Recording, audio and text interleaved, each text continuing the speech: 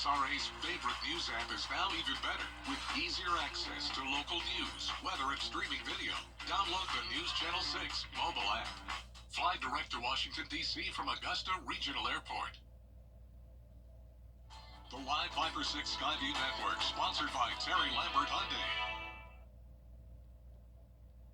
Hold on to your hat, CSRA. It's a blustery day with wind gusts approaching 40 miles per hour. But how long will this last? I'll have the answer coming up. Right now on News Channel 6 at 4, heavy traffic ahead of the Thanksgiving holiday. A look at the plans to keep things running smoothly. Also ahead, a local foundation providing a feast before the feast. We'll take you there. And a preview of high school championship week for private schools. Your News at 4 starts now. Live from Television Park, this is WJBF News Channel 6 at 4.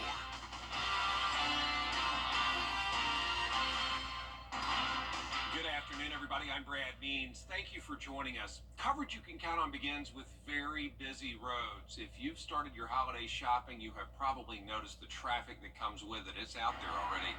Columbia and Richmond County traffic engineers, though, have plans in place so that it flows smoothly. Hannah Latier, live at the Augusta Mall with more. Hannah? That's right, Brad. Big shopping centers in both counties are seeing more people coming in to shop, causing traffic engineers to make adjustments. All traffic signals are now working properly in Columbia County, but it'll take about 6 months for AI to reprogram the traffic patterns. Its traffic engineers are adjusting signal timing for holiday shoppers as needed, but Richmond County is installing special timing plans a few days before Thanksgiving. Some of the biggest areas in Augusta during this time of year, as far as holiday shopping goes, are Robert C. Daniel Jr. Parkway, the Augusta Mall, and downtown Augusta. During the Christmas holiday, shopping centers are the side streets, and we have to let people in and out more often than we normally would. So we adjust the signal timing so that the people that are on the side street or trying to exit, say, a Walmart, they will get the green more often than they normally would. And if you want to avoid those crowds, traffic engineers are suggesting that you get to the stores early or you take alternate routes. And they also want you to be cautious driving around because of the debris still near the sides of the road. Live in Augusta, Hannah Latier, WJBF News Channel 6. And AAA says nearly 2 million Americans are expected to fly for the holiday. Remember, there are restrictions if you are traveling with food. TSA says really the general rule of thumb is if you can spill it or spread it or spray it or pump it or pour it, and it's more than 3.4 ounces, you probably need to check it.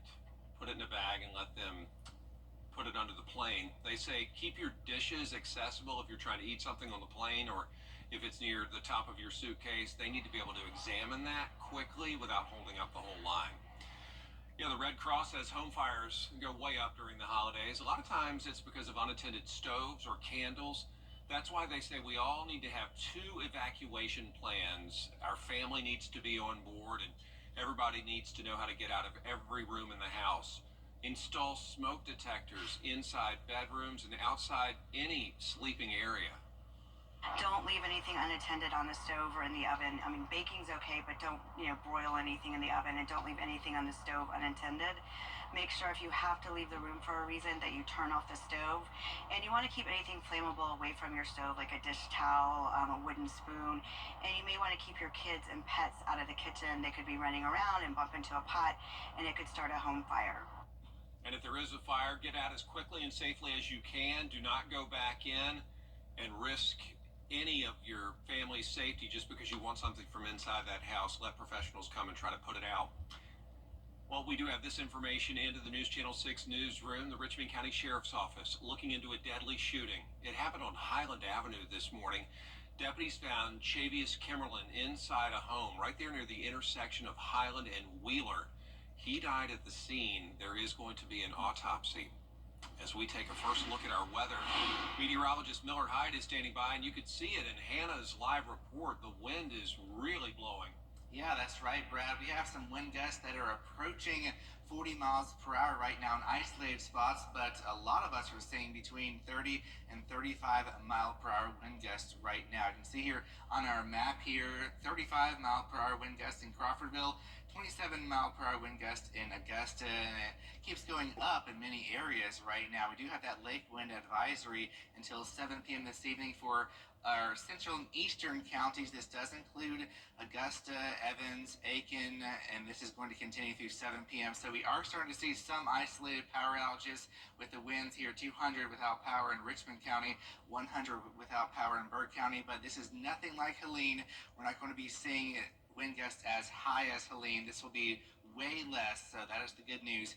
And these power outages are only going to be isolated, and they'll be brief, so they'll be restored pretty fast. So that is good news. So looking at Swainsboro, we have a lot of wind going on. All the trees are swaying. Humidity is down. We're looking at bone dry conditions, humidity of 20% in Augusta. So have the chapstick. Around the CSRA, temperatures are pretty chilly, 59 degrees in Aiken, 61 Augusta, 59 Gibson. Temperature change is looking like Barney on the map, with temperatures about 15 to 20 degrees colder than 24 hours ago, and it's only going to get cold tonight. We'll be seeing wind chills in the 20s, so bundle up, sit by the fire, roast some marshmallows. It's going to get even colder going into tomorrow night as well. I'll have all the details coming up, Brad. Miller, we appreciate it. Augusta getting ready for an advance payment from FEMA for storm cleanup. The mayor saying FEMA has agreed to an expedited payment for the cost of picking up storm debris. Augusta in line to get an early payment of 50% of the cost of what's been picked up so far, as well as what's estimated to still be on the street. That means the city's not going to have to wait on millions in reimbursement.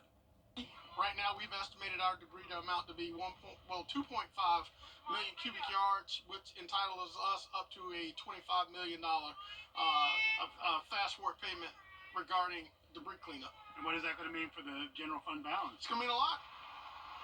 Meanwhile, commissioners taking steps to hire a long-term recovery consultant to aid the city in getting reimbursed from FEMA for all the storm-related costs. The Thanksgiving menu sure is off to a good start for hundreds in Augusta. There was a long line at Good Shepherd Baptist Church as people turned out for holiday staples, turkey, greens, and sweet potatoes, all available for next week's meal. Hunger is real, and this is our way of helping the community and maybe doing something to ease that during the holidays where everybody want to have food and family and friends. And a lot of people coming out. A lot of people. I got here about 8:15 and they were already here. This is the fourth year the good folks at Good Shepherd have held their turkey giveaway prior to Thanksgiving. And yeah, it's about a week away pretty much, and that's why the Braswell Manigault Foundation, along with Augusta Recreation and Parks, is holding its annual Feast Before the Feast event today. News Channel 6's Isabella Moody is live with that story for us. Isabella? Feast Before the Feast is going to start at 5 p.m. until 8 p.m. It offers a warm meal to celebrate this season of giving. There are 7 locations this year at the McBean Community Center, Bernie Ward Community Center, Oak Point, Carrie J. Mays Community Center, Affordable Events, Gracewood Community Center, and here at the Henry Brigham Senior Center. So if you're looking for a good meal tonight, make sure to come on out. Back to you, Brad. Isabella, thank you.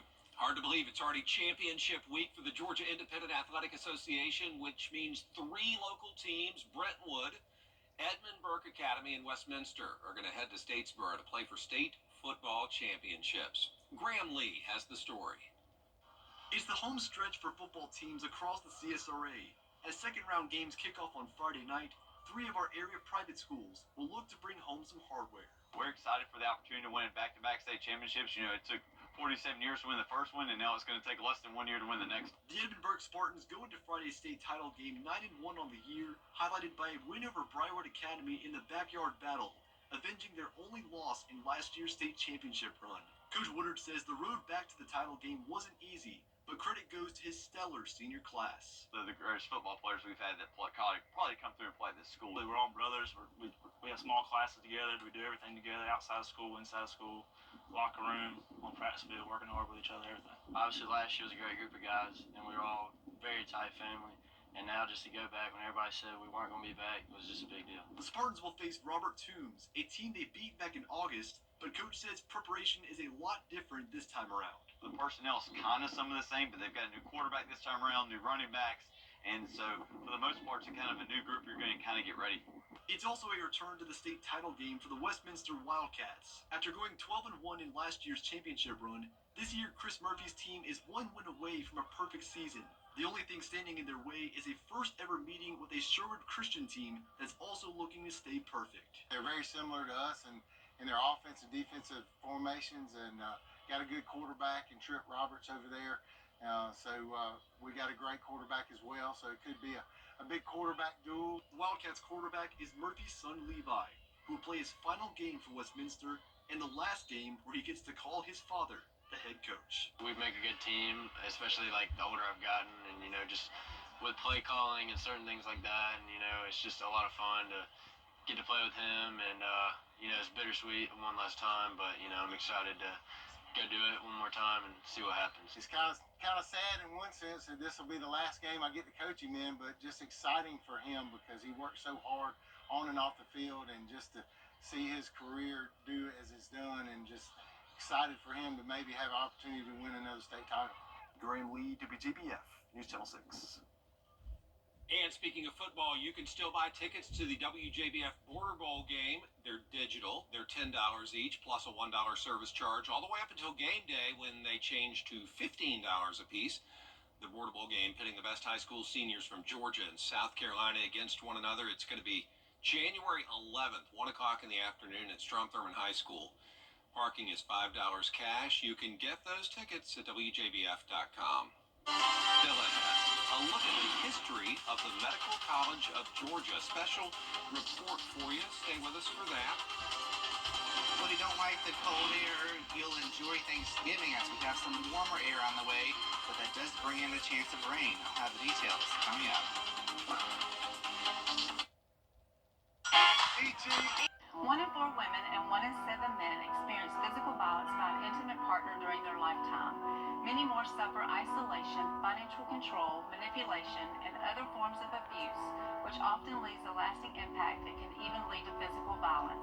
Serving 10 Georgia counties, Safe Homes provides emergency shelter, safety planning, counseling, support groups, assistance with protective orders, and more. All services are free and confidential. If you're experiencing abuse, you are not alone. Contact Safe Homes to learn more. Welcome back, everybody. It has been through 10 name changes since it was chartered, but we all know it as MCG. In November's edition of Hometown History, Kim Vickers dives into the history of the Medical College of Georgia.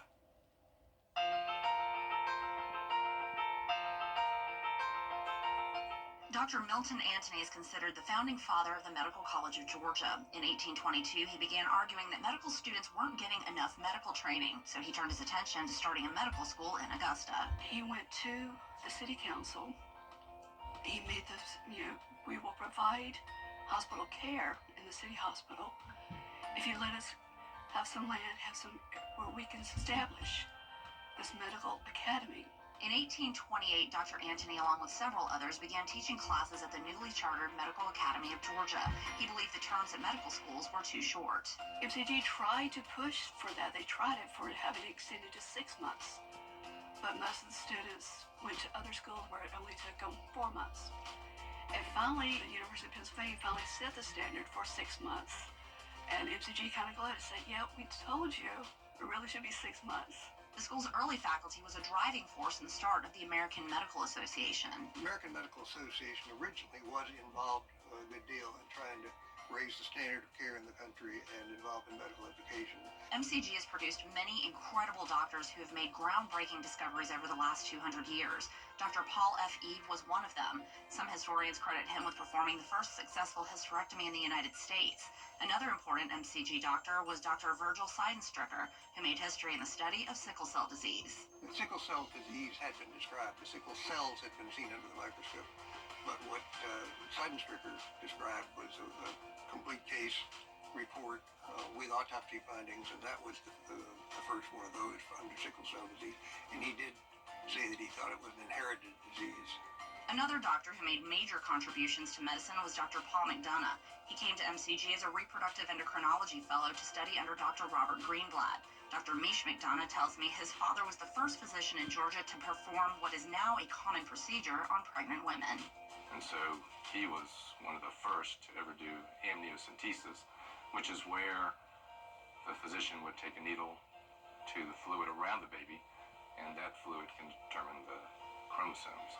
Over the decades, MCG has grown, and after 10 name changes is now known as Wellstar MCG.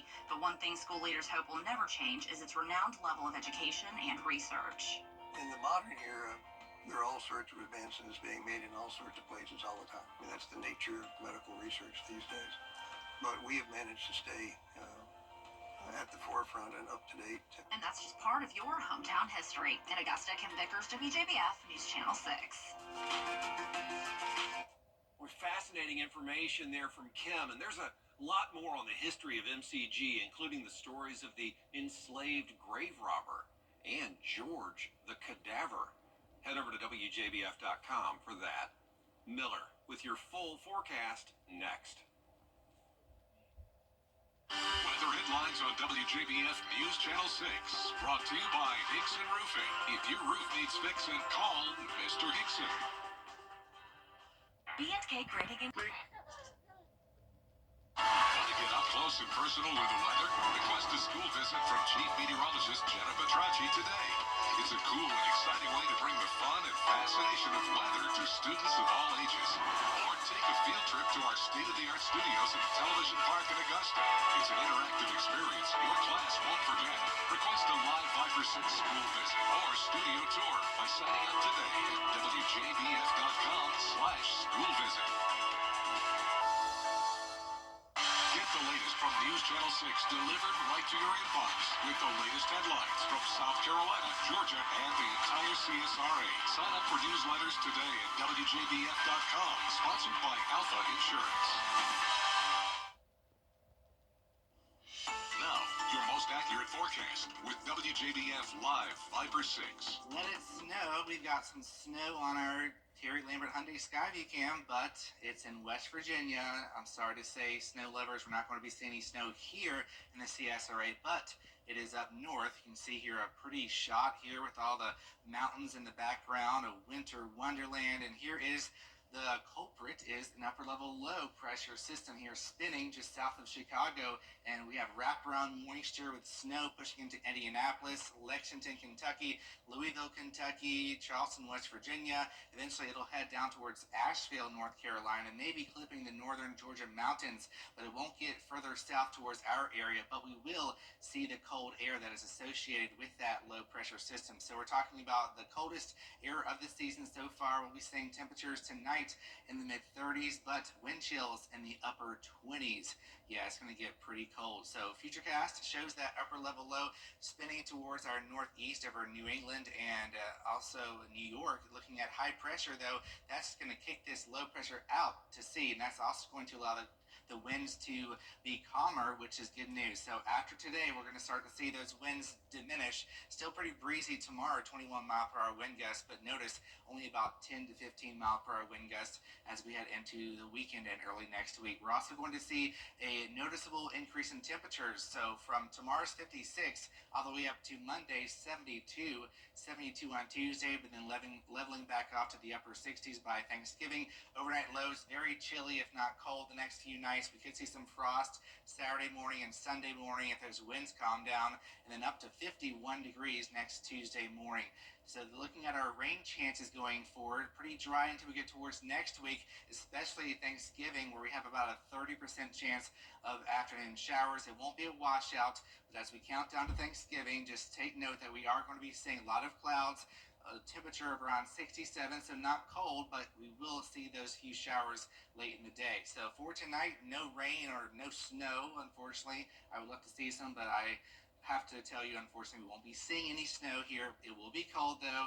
Temperatures in the 30s. Tomorrow, temperatures only reaching the 50s, feeling a lot more like December and not November. 10-day forecast shows dry weather through the early part of next week, and then Thanksgiving brings a wetter pattern.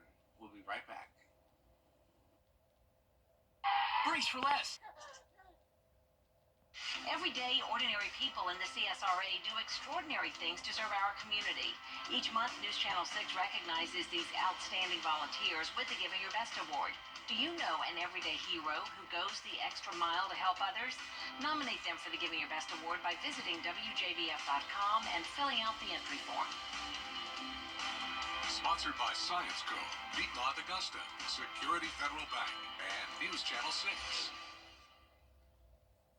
To get the weather, you need to see the whole picture. That's why Live Fiber 6 gives you the Skyview network. Get a live view of traffic and weather from all over the CSRA. Available online 24 hours a day at WJBF.com and the free Live Fiber 6 mobile app. The WJBF Live Fiber 6 Skyview network, powered by Terry Lambert Hyundai. Low prices, big selection, and committed to quality customer service.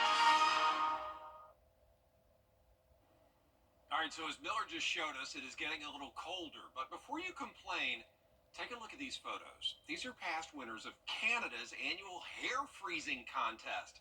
Participants step into the water and make fun shapes, and when their wet hair freezes, those shapes look like that. The contest typically kicks off between December and March when the temps drop to the negatives. 5 winners are chosen for a $2,000 prize. I'm just jealous that they have it to freeze, but it looks good. There's a lot more coverage you can count on at 4:30 with D, including what one Pennsylvania woman says happened to her after she used a rideshare service.